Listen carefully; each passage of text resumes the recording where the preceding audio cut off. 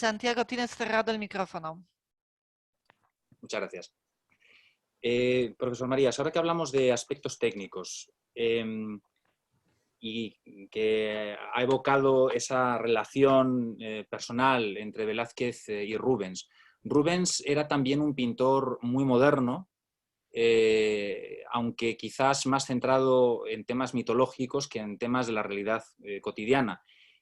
Pero uno no puede evitar fantasear un poco y pensar en los paseos que se daban Rubens y Velázquez por las galerías del Escorial, hablando sobre temas artísticos, comentando sus descubrimientos. Y esto me lleva a la siguiente pregunta. ¿Qué hay de nuevo en Velázquez en lo que se refiere a la forma de observar? ¿Velázquez pretende reproducir la realidad tal como es o pretende reproducir lo que aparece?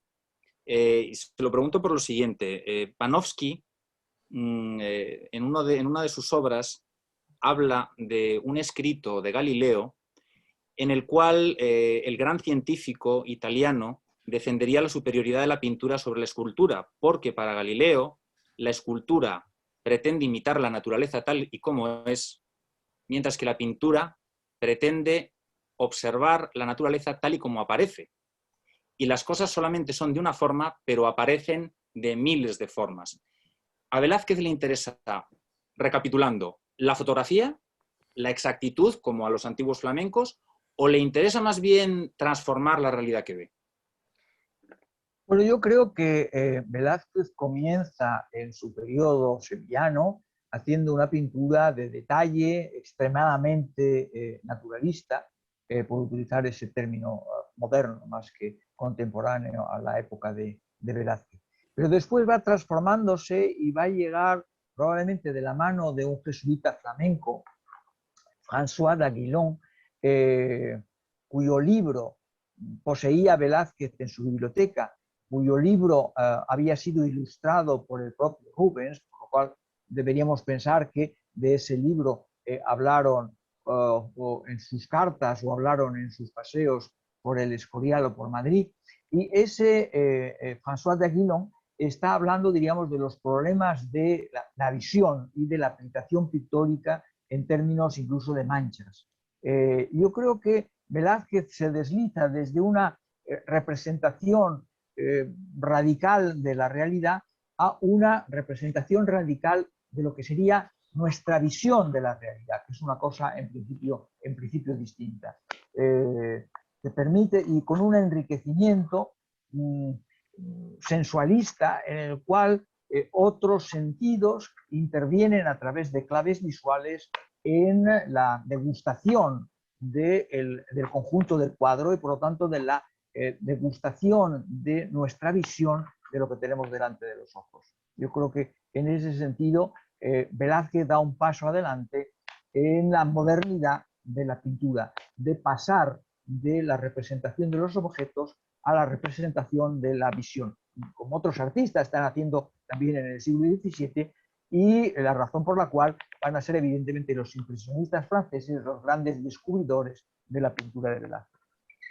Querido Andrés, ya sabes por nuestras experiencias previas que a mí me gusta abordar contigo temas polémicos.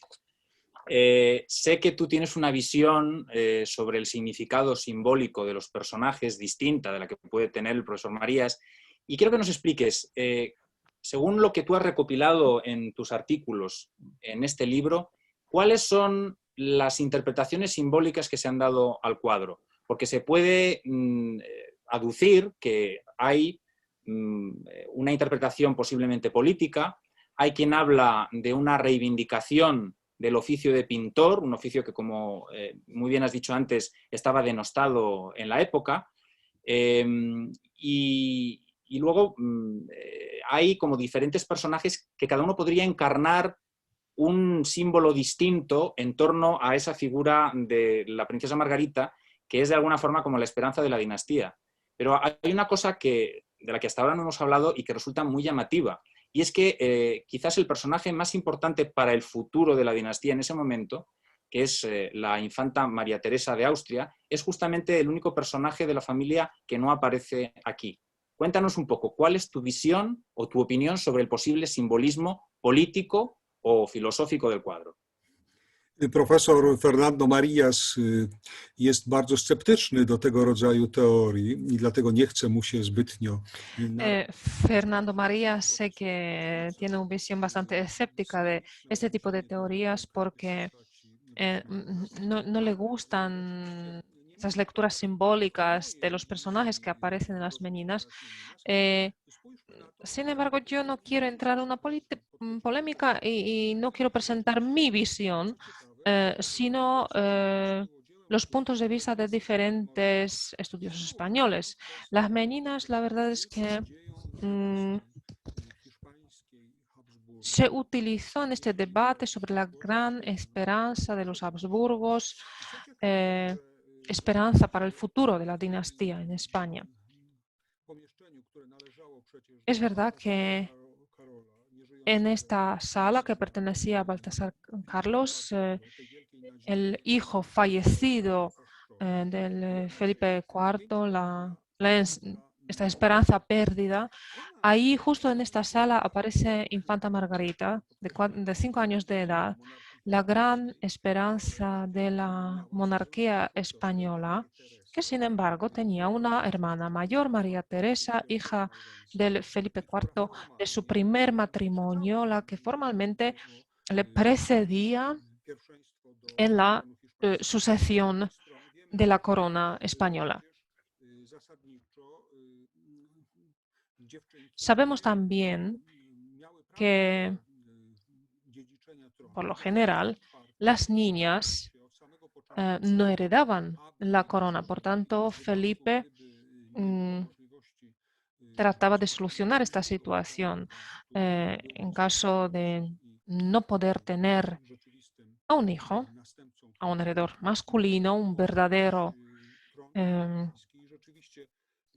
príncipe, pues que ellas pudieran heredar la corona. Y a principios de 1656 pensaba en jurar su hija del primer matrimonio ante las Cortes Generales como la infanta, la heredera de la corona. Sin embargo, ella no aparece aquí, no aparece en las meninas. Por tanto, surgen, y es bastante sorprendente, las teorías de que este cuadro constituye una memoria para María Teresa, quien debía llevarse este cuadro para poder ver a toda su familia, pues su padre, su madrastra, su hija menor, su hermana menor, pues durante toda su vida. No sé si esta es la verdad, es una teoría muy criticada y que hoy no se considera verdadera. No creo que exista un contexto político tan importante o que el contexto político fuese tan importante para este cuadro. Sin embargo, sabemos que Felipe IV consideraba muy importante tener un hijo, lo sabemos por sus cartas, leyendo sus cartas, donde encontramos informaciones muy importantes con María de Ágreda, con Sor María de Ágreda, con otra mujer que era cuidadora de Margarita, pues siempre expresaba su pena, su dolor por no tener un hijo. Y cada vez que estaba embarazada la reina, él expresaba su esperanza de poder finalmente contar con un heredero a la corona.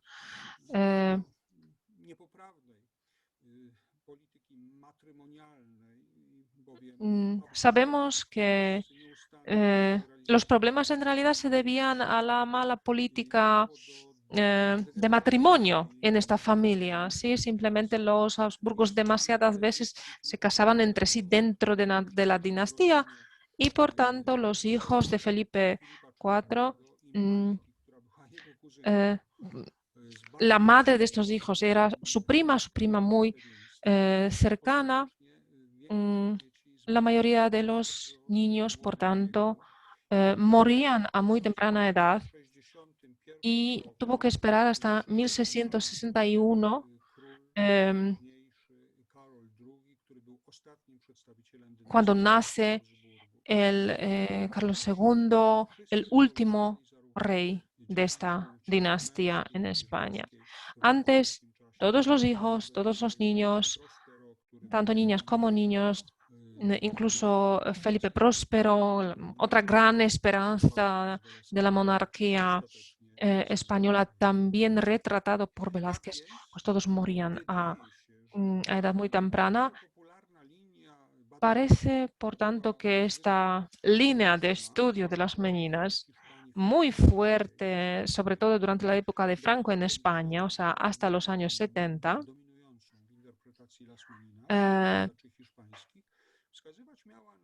pues indicaba que este simbolismo, este significado de las meninas, la importancia de España como monarquía y las grandes esperanzas depositadas en algunas personas de la familia. Como sabemos, la historia sorprende. María Teresa fue reina de Francia, no muy apreciada, que no le gustaba especialmente al pueblo ni a los historiadores franceses. Y sin embargo, Margarita se casa a edad muy temprana con el emperador austriaco, se casa con su tío, de nuevo dentro de la dinastía, pues con un pariente muy cercano, y sale de la corte, abandona la corte de Madrid, mientras que Carlos II, debido a diferentes enfermedades que padecía, muere muy pronto y en 1700 termina la dinastía de los Habsburgos en El España. profesor José Camón Aznar llega a decir que el personaje realmente principal de este cuadro es el que no se ve, es María Teresa. Quizás es un poco excesivo, ¿verdad, profesor Marías? Bueno, la ausencia puede ser importante, pero sería inexplicable el carácter, diríamos, político del cuadro, al no incluir, diríamos, la figura más importante del futuro de la dinastía en esas fechas, ¿no? Aunque terminara siendo la mujer de Luis XIV, María Teresa no está en el cuadro. Y todavía era realmente la heredera del trono de los Habsburgo en Madrid. Yo no entiendo el polaco y no he podido seguir, lo siento, Andrei, lo que nos acaba de decir. Solamente seguir algunos nombres propios que ha pronunciado. Pero yo veo que hay un problema que hasta cierto punto, para una trascendencia de carácter político o incluso diríamos de carácter en la defensa de la pintura, que deberíamos tener en cuenta, que es precisamente ese carácter no público del lienzo, sino de un carácter privado. Y por lo tanto diríamos mensajes que fueran con una significación política con respecto a lo que iba a suceder o lo que iba a decidir Felipe IV, no hubieran tenido mucho sentido si no eran cuadros públicos, y no lo fueron, y no lo fue las meninas, no lo fue jamás.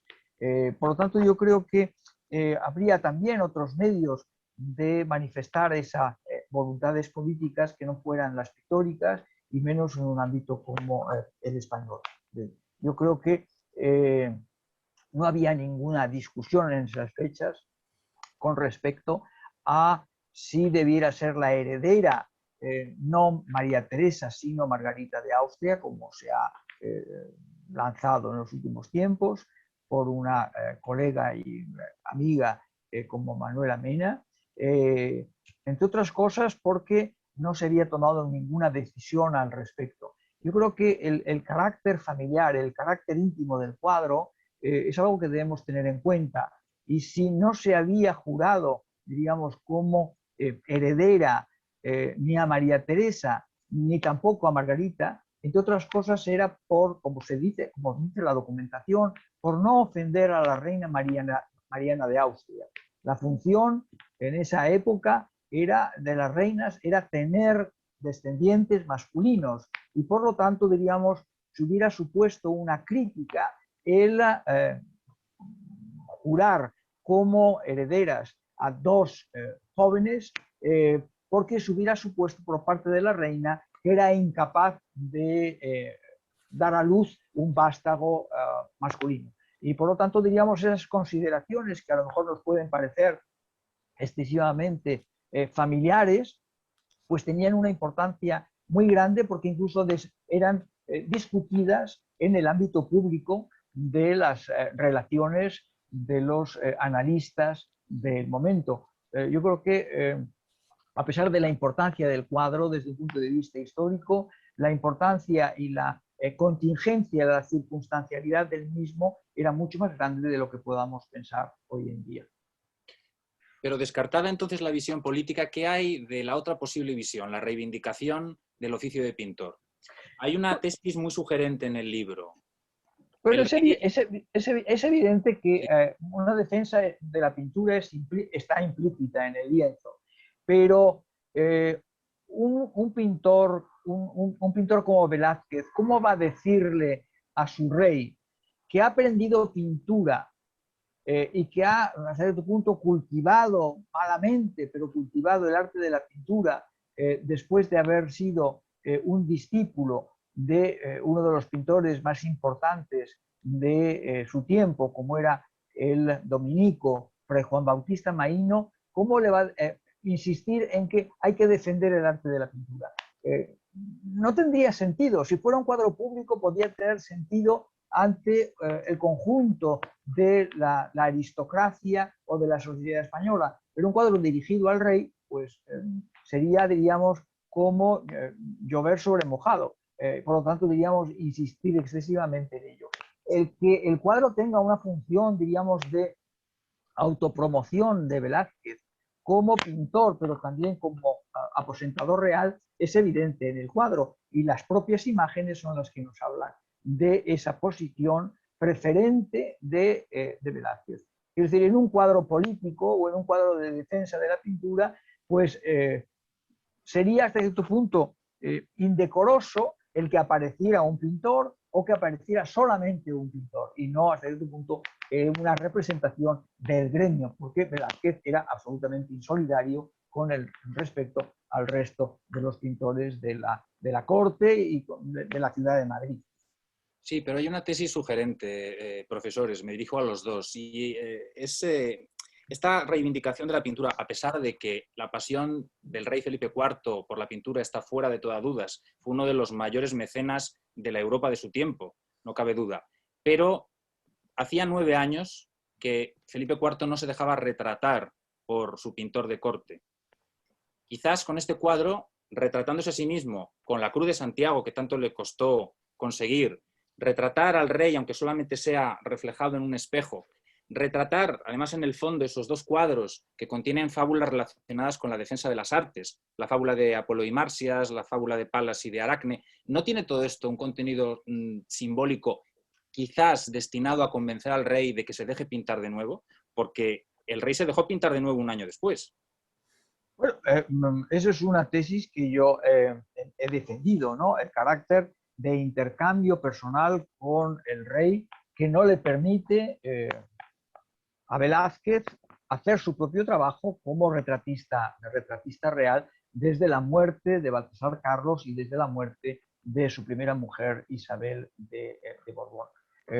Si él quiere alcanzar, no solamente como aposentador real, sino como pintor, pues un hábito de una orden como la de Santiago, que aparece pintada en su pecho, es evidente que tenía que hacer una defensa de la función de retratista real y al mismo tiempo, diríamos, el no infringir la prohibición del rey de retratarse porque no quería verse, por una parte, envejecer y por otro lado tampoco estaba harto de lo que él llama la flema de Velázquez, digamos, el que nunca cumplía los plazos, los deadlines, y por lo tanto parecía torear y hasta cierto punto tomar en poca consideración la voluntad del rey. Y yo creo que por eso hace esta invención de no pintar a los reyes, de no retratar a los reyes, porque no los retrata. Si están en el anverso del lienzo que vemos de espaldas, es la propia naturaleza. Como decía después Mengs, pinta por la propia voluntad. La propia voluntad es que haya un reflejo natural de un cuadro que no existe, de un retrato que no existe. Yo creo que es un intercambio de grandes dimensiones y con una trascendencia a partir del siglo XVIII radicalmente nueva, de un cuadro que era un intercambio de carácter muy íntimo con el monarca y con la familia real, si queremos, en su conjunto.